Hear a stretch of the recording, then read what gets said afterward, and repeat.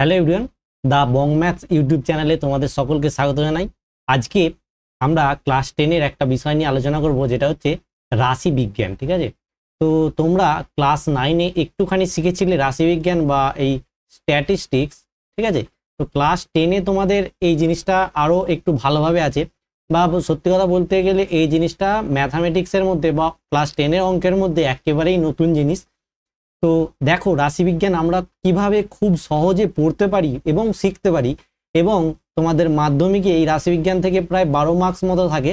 কিভাবে এই 12 out of 12 অর্থাৎ 12-র মধ্যে 12ই আমরা পেতে পারি, সেই সমস্ত বিষয় নিয়ে আলোচনা করব। এবং আমরা মেনলি এখানে পড়বো এবং শিখবো এবং অঙ্ক করতে শিখবো রাশিবিজ্ঞানের। তো দেখো এই রাশিবিজ্ঞানটা কি জিনিস। দেখো এটা বলতে গেলে গণিতেরই একটা শাখা, বা যত তোমরা আরো বড় হবে এইটা একটা আলাদা সাবজেক্ট হিসেবে চলে আসবে। যেমন আমাদের অঙ্ক, ভৌতবিজ্ঞান, জীবনবিজ্ঞান একটা আলাদা আলাদা সাবজেক্ট, এই রাশি বিজ্ঞানও কিন্তু যত বড় হবে তোমরা, মানে যত আরো হায়ার স্টাডিজে যাবে, তত এটা একটা আলাদা সাবজেক্ট হিসেবে বেরিয়ে চলে আসবে। ঠিক আছে, তো এই জিনিসটা যেহেতু একদম ছোটবেলায় এর গোড়াপত্তন নেই, তো সুতরাং এটা ম্যাথামেটিক্সের সাথেই কানেক্টেড। তো সুতরাং এই জন্যেই এখানেই এই ম্যাথামেটিক্সে তোমাদের রাশিবিজ্ঞানটা জোড়া হয়েছে, এবং পরবর্তীকালে আলাদা সাবজেক্ট হিসেবে এটা বেরিয়ে চলে। এবং এর প্রচুর ইম্পর্টেন্স আছে, প্রচুর রিসার্চ, প্রচুর ইনস্টিটিউট নামি দামি ইন্ডিয়ার বাইরে আছে। ঠিক আছে, এইটা নিয়ে এটা কিন্তু খুব একটা ভাইটাল জিনিস, এবং এই স্ট্যাটিস্টিক্স নিয়ে পড়াশোনা করলে কিন্তু অনেক কিছু করা যায়। বর্তমানে তোমরা শুনছো যে ডাটা অ্যানালিস্ট, দেন তোমরা শুনছো হয়তো যে এআই, এইসব যে আসছে না, এই সমস্ত জিনিস কিন্তু এই রাশিবিজ্ঞানের উপর বা রাশিবিজ্ঞানের সঙ্গে অনেকটাই বেশি কানেক্টেড। তো অনেকটা বেশি গল্প হয়ে গেল, চলো এবার আমরা পড়তে শুরু করি কি এই রাশিবিজ্ঞান। দেখো তোমাদের ক্লাস 10-এ যে জিনিসটা আছে সেটা হচ্ছে মধ্যগামিতার মাপক। তো ওই মধ্যগামিতার মাপক বলতে কি বোঝায়? ধরো একটা ডেটা সেট আছে। ডেটা সেট মানে কি? ধরো আমি তোমার 3জন বন্ধু আছে, ঠিক আছে, তো 3জন বন্ধু যাদের এজ ধরো 3, 5 এবং 7। তো সুতরাং এইটাকে আমরা বলবো একটা সেট অফ ডেটা। ঠিক আছে, তো এই রাশিবিজ্ঞান আমাদের পড়ার মেন উদ্দেশ্য কি? এই ডেটা নিয়ে আমাদের কাজ করা। দেখো এই চ্যাপ্টারে শুধু দুটো জিনিস আমাদের তোমাদের ক্লাস 10 অনুযায়ী লাগবে, সেটা হচ্ছে যোগ এবং গুণ। যে খুব ভালোভাবে যোগ এবং গুণ করতে পারো, আর কোনো জিনিস তোমাদের এই চ্যাপ্টারে আটকাবে না। এই চ্যাপ্টারে বেশ খুব ছোট দু একটা ফর্মুলা আছে, যেগুলোর বেস করেই তোমরা একেবারে অঙ্ক করতে পারবে। তো দেখো প্রথমে এই যেটা বললাম যে ডেটা কাকে বলে। তো ডেটা হচ্ছে, আমরা দেখো ম্যাথামেটিক্সে তো আমরা অনেক কিছু বীজগণিত, পাটিগণিত এই সমস্ত কিছু শিখেছি, কিন্তু এই স্ট্যাটিস্টিক্সে তোমাদের মেন কাজ যেটা হবে সেটা হচ্ছে এই ডেটা সেট নিয়ে। মানে ধরো 10 জনের বয়স বা 15 জনের উচ্চতা, এই সমস্ত অঙ্ক তোমরা অনেক সময় অনেক জায়গায় করে এসেছো। তো এই জিনিসগুলো আরো ফার্দার স্টাডিজ হচ্ছে, এই মানে এগুলো একদম স্টার্টিং, একদম বেসিক্স বলতে পারো। তো এই জিনিসটারও আরো ভাইটাল বা আরো ডিটেল স্টাডি এই রাশিবিজ্ঞানে আমাদের এই সমস্ত ডেটা সেট নিয়ে করা হয়ে থাকে। তো সুতরাং আমরা যদি প্রথমে গড় এই জিনিসটাকে একটু বোঝার চেষ্টা করি, সুতরাং তোমরা জানো যে যদি আমরা এই 3 জনের গড় বের করি, তাহলে আমরা কি করব? সিম্পলি এই 3টে জিনিসকে যোগ করে আমরা যতগুলো বা পার্সেন্স বা আমাদের যতগুলো ভ্যালু আছে, ডেটা ভ্যালু, সেটাকে দিয়ে আমরা ভাগ করে দেবো। সুতরাং এইটা হবে, এটা যেটা বেরোবে সেটা হবে এর গড়। ঠিক আছে, তো এবার এই গড়টাকে আমাদের প্রথমে তোমাদের যেটা আছে সেটা হচ্ছে যৌগিক গড়। ঠিক আছে, আর তারপরে আসবে মধ্যমা, অজাইব এবং সংখ্যাগুরু মান। তো আমরা মধ্যগামিতার মাপক বলতে এই তিনটাকে বুঝবো, গড়, মধ্যমা এবং সংখ্যাগুরু মান। মধ্যগামিতার মাপক জিনিসটা আসলে কি? ধরো একটা কোনো কিছু, ধরো তোমার ক্লাসে একজন করে মনিটর আছে, সুতরাং সেই মনিটর তোমার ক্লাসটাকে পুরো লিড করছে। তো এবার তোমরা ধরো যতজন একটা ক্লাসে ধরো 50 জন স্টুডেন্ট আছে, তার মধ্যে একজন মনিটর আছে। ঠিক আছে, তো এই খুব সাধারণভাবে বলতে গেলে এই 50 জন ছেলের যা কথা বা যা অভিযোগ, সেই মনিটর কি করছে? ক্লাস টিচারকে রিপোর্ট করছে। ঠিক আছে, তো এই যে 50টা সেট, এইগুলোকে আমরা যদি বলি ডেটা ভ্যালু। ঠিক আছে, ডেটা ভ্যালু বা ডেটা সেট, তাহলে এর মধ্যে একজন আছে যে কিনা এই 50 জনকে নিয়ে পুরোপুরি তোমাদের ভালো মন্দ সবকিছুর জিনিসটা করছে। তো এই একজনকে আমরা বলবো এখানে মধ্যগামিতা মাপক, বা এই একজন যাদের মধ্যে এই তিনটে জিনিস আমরা পড়বো। মানে এই ধরো মনিটরের সাথে আমরা কম্পেয়ার করতে পারি গড় কিংবা মধ্যমা কিংবা সংখ্যাগুরু মান। এবার আরো একটা জিনিস বলি, যেটা হচ্ছে স্ট্যাটিস্টিক্স আমাদের পড়ার উপকারিতাটা কি বা প্রয়োজনীয়তাটা কি। ধরো আমাদের তোমাকে বের করতে দিয়েছে আমাদের ভারতবর্ষের বর্তমান জনসংখ্যা হচ্ছে 140 কোটি। তো এই 140 কোটি মানুষের গড় ধরো বের করতে দিয়েছে তোমাকে। ধরো 10 জন মানুষের বা 10 জনের বয়সের গড় বের করতে দিয়েছে, সেটা তুমি 10 দিয়ে যোগ করে ভাগ করে দিলে বেরিয়ে গেল, একটা অ্যাভারেজ গড় তুমি পেয়ে গেলে। কিন্তু যখন তোমাকে এই 140 কোটি মানুষের বয়সের গড় বের করতে হবে, তুমি কি 140 কোটি মানুষের প্রত্যেকের ঘরে ঘরে গিয়ে জিজ্ঞাসা করবে যে তোমার বয়স কত বা আপনার বয়স কত? অবশ্যই এটা পসিবল নয়।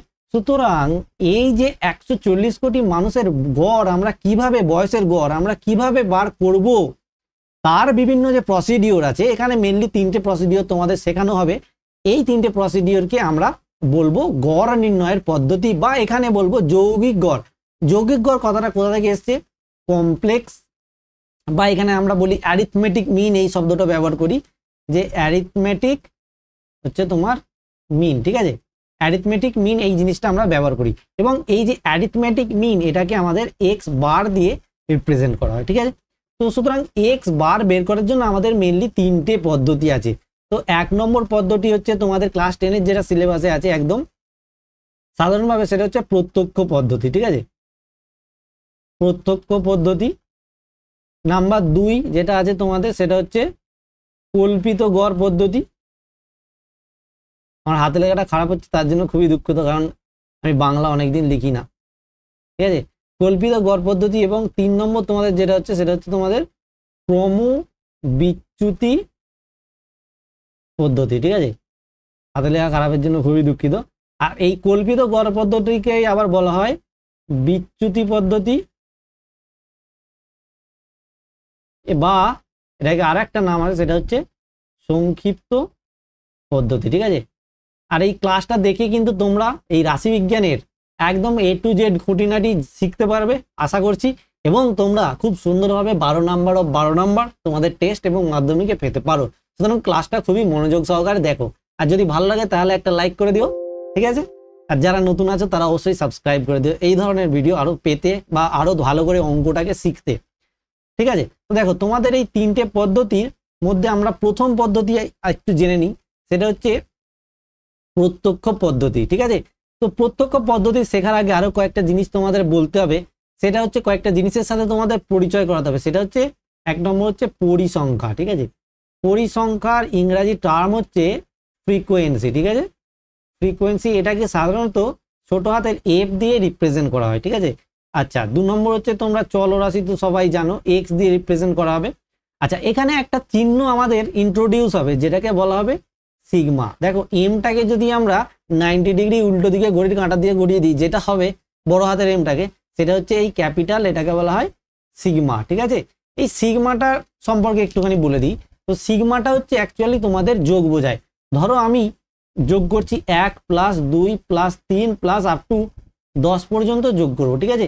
সুতরাং এই 10টা বা 100 পর্যন্ত যদি আমি যোগ করি, তাহলে এইটাকে এতগুলো যোগ না লিখে আমরা আর কিভাবে লিখতে পারি, সেই জন্য যে কনসেপ্টটা আসবে তার ব্যবহার হবে এখানে সেই সিগমা। তো দেখো আমরা সিগমা লিখি, আর তোমরা প্রিফিক্স সাফিক্স সবাই জানো।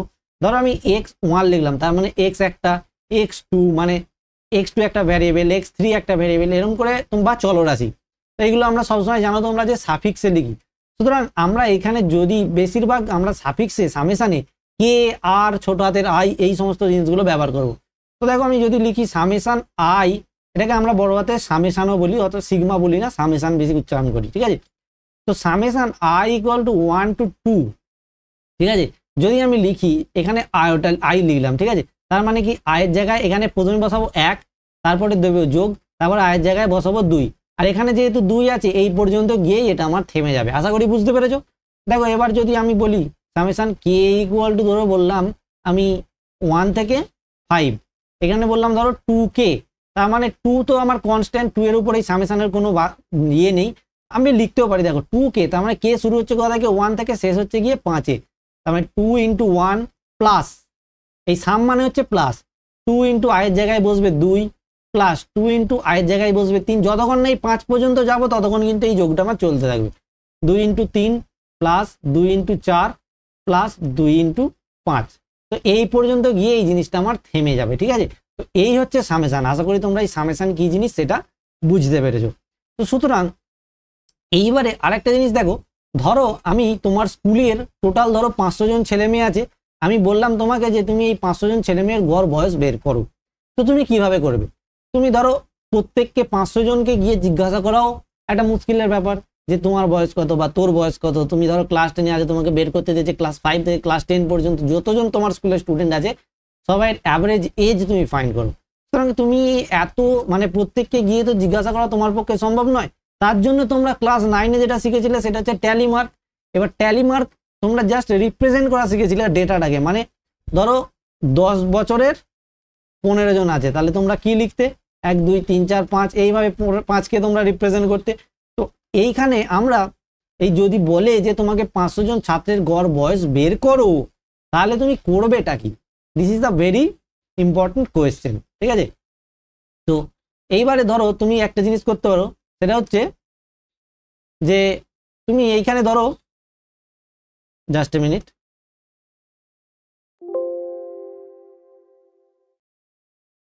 আশা করি এসে গেছে। তো দেখো যে জিনিসটা তুমি করতে পারো,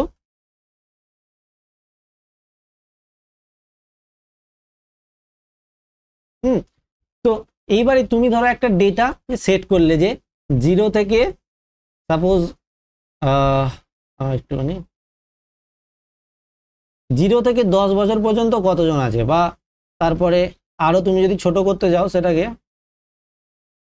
হ্যাঁ, তো 0 থেকে 10 বছর পর্যন্ত কতজন আছে, 10 থেকে 20 বছর পর্যন্ত কতজন আছে, এইভাবে তুমি যদি একটা ইন্টারভ্যাল হিসেবে বের করতে যাও তাহলে তুমি আরেকটু উন্নত পদ্ধতিতে গেলে, ঠিক আছে? তো এইরকম করে আরো বিভিন্ন ধরনের নতুন নতুন পদ্ধতি আছে। তোমাদের এখানে 3টে পদ্ধতি আছে, সেই 3টে পদ্ধতি আমি বললাম। তো ধরো এবার আমি লিখছি যে এখানে 10 বছরের 5 জন আছে, এজ, এটা আমি ধরো লিখলাম এজ বা বয়স, ঠিক আছে?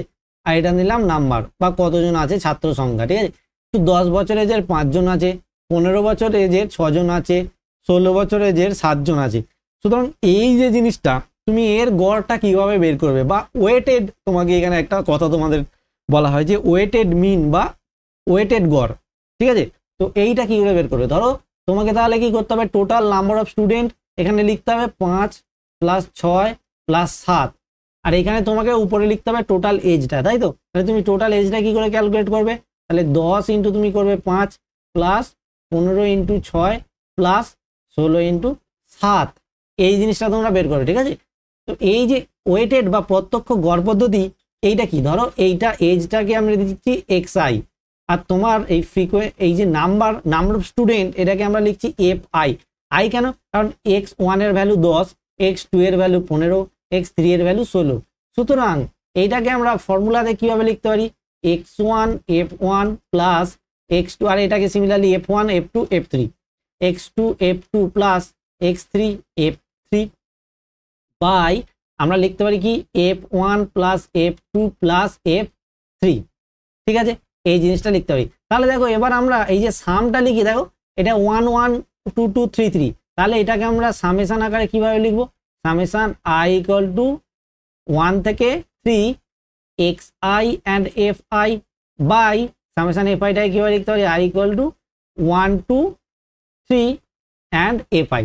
দেখো 1 পর্যন্ত গিয়ে থেমে গেল, xi fi means x1 f1 plus x2 f2 plus x3 f3। এইভাবে আমরা এই ডেটা সেটটাকে রিপ্রেজেন্ট করতে পারি। সুতরাং তুমি বুঝতে পারছো, যদি 100 জন ছেলের হয় এই ছোট্ট একটা ফর্মুলা, বা 1000 ছেলের যদি বয়স হয় এই ছোট্ট একটা ফর্মুলা পুরো 1000 জনের বয়সকে বলে দিতে খুব তাড়াতাড়ি সক্ষম, বা আমরা এটা দিয়ে রিপ্রেজেন্ট করতে পারি। আশা করি বুঝতে পেরেছো। নাও এবার তোমাদের যে জিনিসটা বলবো সেটা হচ্ছে যে এই যে আমরা শিখলাম, এবার আমি 3টে পদ্ধতিতে আসি একটু একটু করে, ঠিক আছে? দেখো প্রথমে তোমাদের যে কল্পিত গড় পদ্ধতিটা আছে, সরি সাধারণ এমনি গড় পদ্ধতি আছে, বা প্রত্যক্ষ পদ্ধতিটা আছে। আমরা কিন্তু অলরেডি প্রত্যক্ষ পদ্ধতির ফর্মুলা পড়ে ফেলেছি, ঠিক আছে? প্রত্যক্ষ পদ্ধতি এক্স বার কিভাবে বের করব, এইটা আমাদের ফর্মুলা হচ্ছে summation xi fi by summation fi। এইটাই হচ্ছে আমাদের প্রত্যক্ষ পদ্ধতি, যেটা কিন্তু আমরা অলরেডি পড়ে ফেলেছি, বা ওয়েটেড মিন যেটাকে বলা হয় এইটা। আচ্ছা 2 নম্বর তোমাদের কি আছে, 2 নম্বর তোমাদের হচ্ছে বিচ্যুতি পদ্ধতি বা কল্পিত গড় পদ্ধতি, ঠিক আছে? কল্পিত গড়, এই পদ্ধতিটা আমরা লিখব x bar is equal to, আমরা এখানে লিখব a প্লাস d বার। এটা কি, এটাকে বলবো আমরা কল্পিত গড়, ঠিক আছে? কল্পিত গড়।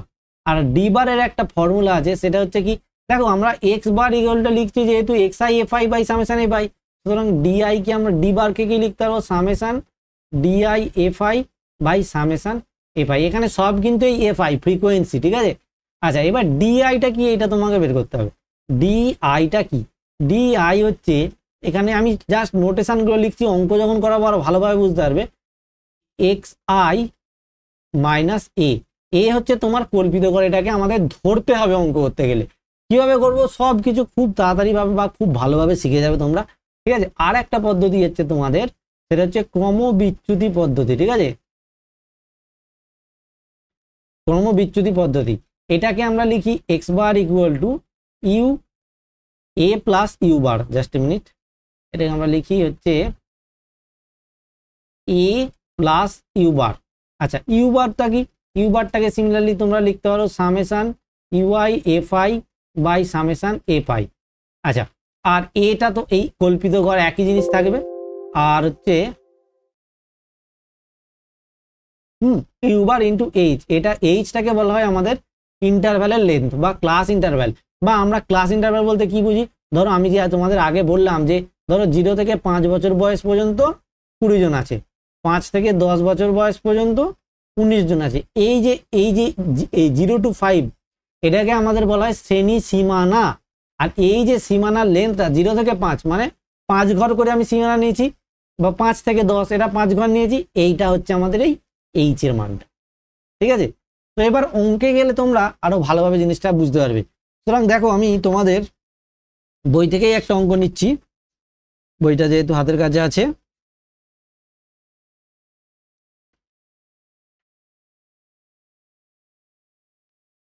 একটা অঙ্কই আমরা 3টে পদ্ধতিতে করব, ঠিক আছে। আচ্ছা, দেখো প্রথমে আমরা তোমাদের এক্সারসাইজ 26.1 অঙ্কটাই করি। হ্যাঁ, অঙ্কর বইটা তোমরা সবসময় কাছে রাখবে ক্লাস করার সময়, ঠিক আছে। দেখো এখানে আমাদের বলা আছে, আমি আমার 40 জন বন্ধুর বয়স নিচে ছকে লিখি, বয়স বন্ধুর সংখ্যা বলে লিখে দিয়েছে। তো আমরা কিভাবে ছক বানাবো, প্রথম পদ্ধতি 1 নম্বর পদ্ধতি, এখানে বলেছে আমি আমার বন্ধুদের বয়স প্রত্যক্ষ পদ্ধতিতে নির্ণয় করি।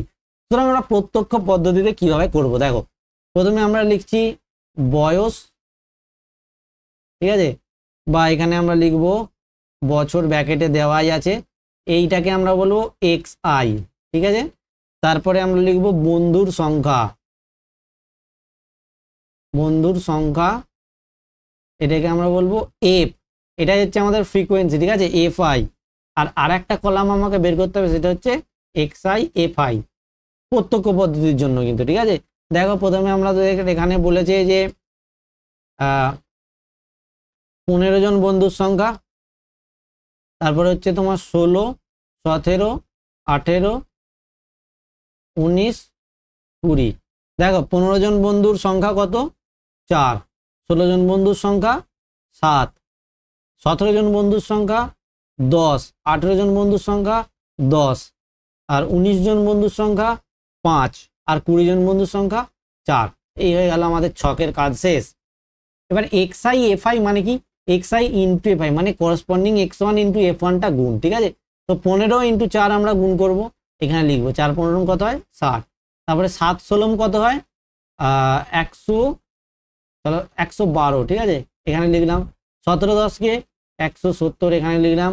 18 10 180, এখানে লিখলাম। 19 5 5 19 তোমার হচ্ছে 95, এখানে লিখলাম। আর হচ্ছে তোমার 20 4 80, এখানে লিখলাম। তাহলে আমাদের কাজ হয়ে গেল। আমাদের ফর্মুলা কি ছিল, x bar equal to summation x i f i by summation f i. সুতরাং তোমাকে এই summation x i f i আর সামেশন এফ আই এই দুটো ক্যালকুলেট করতে হবে। তো দেখো এইটা হচ্ছে কমপ্লিট এফ আই, তো আমরা এখানে বের করবো summation f I. Summation f I মানে কি, এইগুলো আমার যোগ করলে হয়ে গেল। তাহলে 7 আর 4 11, আর 10 21, আর 10 31, আর 5 36, আর 4 40। সুতরাং সামেশন এফ আই এর ভ্যালু হচ্ছে 40।